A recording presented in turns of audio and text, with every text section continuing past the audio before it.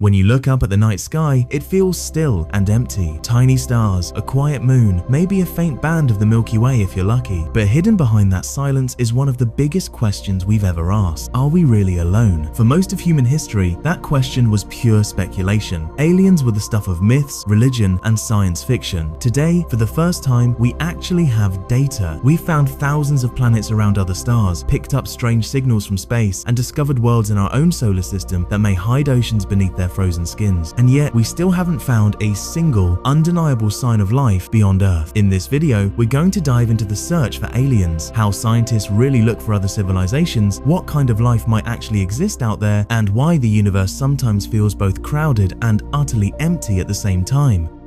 The first question, what counts as aliens? When people hear the word alien, many picture grey-skinned beings with big eyes and flying saucers. But to an astrobiologist, aliens might be something much simpler. A microbe buried under Martian rock, bacteria floating in the clouds of Venus, strange fish-like creatures in an ocean beneath the ice of a distant moon. If we find even a single cell that didn't come from Earth, that discovery alone would change everything. It would prove that life can start on more than one world, and if it can happen twice, it can probably happen millions of times. So scientists break the search into two broad categories: simple life, microbes, tiny organisms, maybe plant-like or animal-like ecosystems, and intelligent life, creatures capable of technology, communication, maybe even starflight. We'll start close to home with the places in our own solar system where simple life might be hiding right now. Alien oceans in our backyard. At first glance, our solar system doesn't look very promising. Mercury is a scorched rock, Venus is an oven of acid clouds and crushing pressure, Mars is cold and dry, the outer planets are gas giants, where any solid surface lies under insane pressures. But look more closely, and things get interesting. Mars once had rivers, lakes, maybe even oceans. We see dried riverbeds, deltas, and minerals that only form in water. Today, it's a desert, but there is ice at the poles, and briny water may occasionally seep just beneath the surface. If life ever began there when it was warmer and wetter, some tiny descendants might still be clinging on underground, protected from radiation and cold. Then there are the icy moons. Europa, a moon of Jupiter, is covered in a thick layer of ice. Beneath that ice, there is almost certainly a global ocean of liquid water, kept warm by tidal forces as Jupiter's gravity flexes the moon's interior. On the ocean floor, there could be hydrothermal vents, hot chemical-rich chimneys similar to the ones on Earth where life thrives without sunlight. Enceladus, a moon of Saturn, also hides an ocean. We know because it literally sprays some of it into space through geysers at its south pole. Spacecraft have flown through those plumes and detected water vapor, organic molecules, and salts. In other words, the ingredients for life. Titan, another Saturn moon, is even stranger. It has lakes and rivers, not of water, but of liquid methane and ethane. Its chemistry is wildly different from Earth's, but some scientists wonder whether exotic life could exist in those alien seas using chemistry and temperatures no life on our planet could survive. None of these places have given us a definite yes yet, but they keep the question alive. If our one modest star system can host multiple potentially habitable environments, what about the billions of other systems out there? The galaxy full of worlds. For a long time, we didn't know whether other stars even had planets. Astronomers suspected they did, but suspicion isn't proof. That changed in the late 20th and early 21st century when we finally began detecting exoplanets, worlds orbiting other stars. Today, we've confirmed thousands of them, with many more candidates waiting to be verified. We've found planets bigger than Jupiter hugging their stars in blistering orbits, super-Earths several times the mass of our world, mini-Neptunes, lava planets, and even some that appear to be rocky and roughly Earth-sized, sitting in the so-called habitable zone where liquid water could exist. From this growing catalogue, astronomers can estimate that there are likely hundreds of billions of planets in our galaxy alone. Many of them are probably small, rocky, and bathed in just the right amount of starlight. This leads to a natural question. If habitable planets are so common, why don't we already see evidence of life everywhere we look? Listening for other minds. One way we've tried to answer that is by listening. Since the mid-20th century, projects like SETI, the search for extraterrestrial intelligence, have been using radio telescopes to scan the sky for signals that look artificial, not natural. The idea is simple. If you were a civilization with technology like ours or more advanced, you might use radio waves or lasers to communicate, send data, or maybe even shout a greeting into the void. Those signals could, in principle, travel across light years and be picked up by someone else with the right instruments and a lot of patience. explanations. So far, we haven't heard anything conclusive. We've detected a few puzzling blips, like the famous WOW signal in 1977, but nothing that repeats, contains information, or survives careful scrutiny. Most mysteries eventually turn out to be satellites, human interference, or natural phenomena like pulsars. That silence is at the heart of something called the Fermi Paradox. The logic goes like this: the galaxy is old, planets are common, life may not be that special. Intelligent life, given enough time, could spread, build, or leave obvious signs. So, where is everybody? If advanced civilizations were common, we might expect to see Dyson spheres, giant structures capturing the energy of stars or galaxies filled with artificial lights, or at least clear, repeated signals. Instead, the sky looks natural, beautiful, but strangely quiet. Possible answers to the Great Silence. There are many proposed answers to this silence, and none of them are entirely comfortable. One possibility is that life itself is rare. Maybe you need such a precise combination of conditions, right chemistry, right temperature, right timing, that Earth is an unlikely fluke. In this view, the galaxy might be full of sterile rocks and gas giants, with only a tiny handful of living worlds scattered across unimaginable distances. Another possibility is that simple life is common, but complex life is rare. It took Earth billions of years to go from microbes to multicellular organisms, then to intelligent beings capable of technology. Perhaps there are many planets with bacteria-like life, but very few where evolution climbed the long ladder toward intelligence. Then there's the unsettling idea of the Great Filter. According to this idea, somewhere along the path from dead matter to spacefaring civilization, there is a step that is extremely unlikely. It could be the origin of life, the jump to complex cells, the move to intelligence, or even the ability to survive one's own technology. If the Great Filter lies behind us, we are incredibly lucky. We've already passed the hardest part. If it lies ahead of us, then most civilizations may self-destruct before they can spread across the stars through war, environmental collapse, uncontrolled AI, or something we haven't even imagined yet. A more optimistic possibility is that they're out there, but we're not listening correctly. Maybe advanced civilizations don't use radio anymore, or they communicate in ways we haven't thought to search for. Maybe their signals are rare, tightly focused, or deliberately hidden. After all, we've only been searching seriously for a few decades, scanning tiny slices of the sky in limited frequencies. On cosmic timescales, that's like dipping a single cup into the ocean and saying, there are no fish here.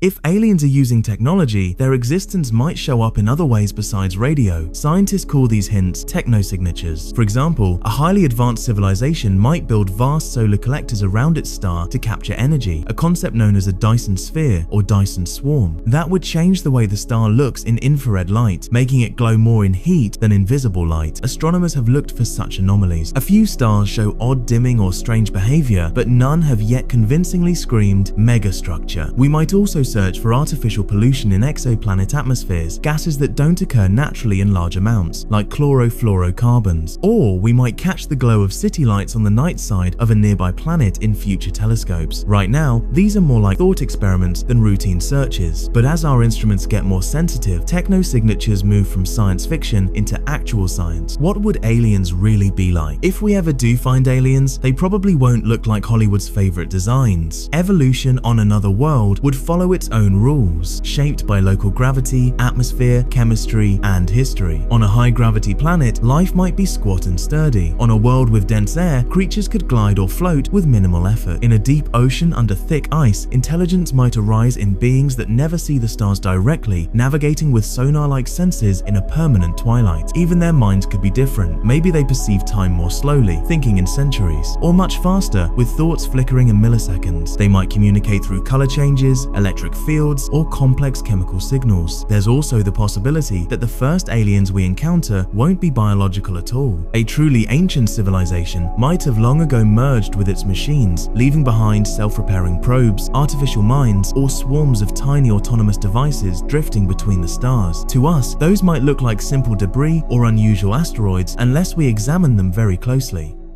Whenever we talk about aliens, someone brings up UFOs, now often called UAPs, unidentified anomalous phenomena. People across the world report strange lights, objects, and movements in the sky. Some believe these are visiting spacecraft. Most scientists remain skeptical. Almost all investigated cases turn out to be misidentified aircraft, drones, balloons, atmospheric effects, or camera artifacts. A small fraction remain unexplained, but unexplained doesn't automatically mean alien. It simply means we don't currently have enough data. If an advanced civilization were crossing interstellar space to visit Earth, they would have capabilities far beyond ours. They would likely be visible in many wavelengths, leave clear physical traces, and be almost impossible to hide from modern instruments. So far, we haven't seen that kind of ironclad evidence. That doesn't mean it's impossible. It just means that when it comes to extraordinary claims, we need extraordinary proof. Until we get that, the scientific search for aliens focuses on exoplanets, biosignatures, and technosignatures, things we can measure, test, and verify. The next big steps, the exciting part, is that we're just getting started. Over the next few decades, new telescopes and missions will radically transform our ability to hunt for life. Space observatories will analyze the atmospheres of Earth-sized planets around nearby stars, looking for gases like oxygen, methane, and ozone in combinations that are hard to explain without biology. Robotic missions may dive deeper into the oceans of Europa or Enceladus, sampling plumes directly for organic molecules or even cells. Projects are being discussed to send ultra-fast probes to nearby stars using powerful lasers and light sails. Even if they only carry tiny instruments, they could fly past exoplanets and send back real images and measurements, turning points of light into actual worlds. With each new step, the question, "Are we alone?" shifts from philosophy into experiment. What it would mean if we're not alone. Imagine the moment humanity finally confirms a signal from another civilization. Maybe it's a simple beacon repeating a prime number sequence. Maybe it's a complex pattern we slowly decode into images or language. Maybe it's just a brief, unmistakable burst of artificial radio waves. In that instant, we would know that intelligence is not unique to Earth. The universe would feel less indifferent and more like a place where thinking minds can emerge in many corners. Religions, philosophies, and sciences would all need to respond. Nations would argue about how to reply. Some people would feel frightened, others exhilarated. Even if the aliens were thousands of light years away, with no chance of visiting or being visited for millions of years, just knowing they exist would change how we see ourselves. Our wars, borders, and petty conflicts might look smaller compared to the shared fact that we are one young civilization among many. And what if we are alone? There's another possibility. Our searches might continue for centuries and still find no one. No signals, no technosignatures, no clear signs of life beyond microbes. That outcome is terrifying in a different way. If we are truly the only intelligent species in our galaxy, or even in the observable universe, then our responsibility becomes enormous. Every art piece, every song, every act of kindness or cruelty, every scientific discovery would be part of the only story of conscious life the cosmos has ever told. In that case, preserving our planet, surviving our own mistakes, and eventually spreading beyond Earth might not just be our own dream. It might be the universe's only chance to know itself. For now, the universe keeps its secret. We stand on a small world orbiting an ordinary star, listening into the dark, looking at distant planets as single points of light, and reading the faint fingerprints of their atmospheres. We send robots to icy moons, build bigger telescopes, and refine our theories. Maybe tomorrow, or in 100 years, or in 1,000, the silence will finally break. Maybe a radio telescope on some quiet mountain will suddenly detect a pattern that could not have come from any natural process. Maybe a probe will scoop up an alien microbe from a subsurface ocean. Maybe we'll discover ruins or artifacts left behind by travelers long gone. Until then, the question remains: open balance between hope and humility.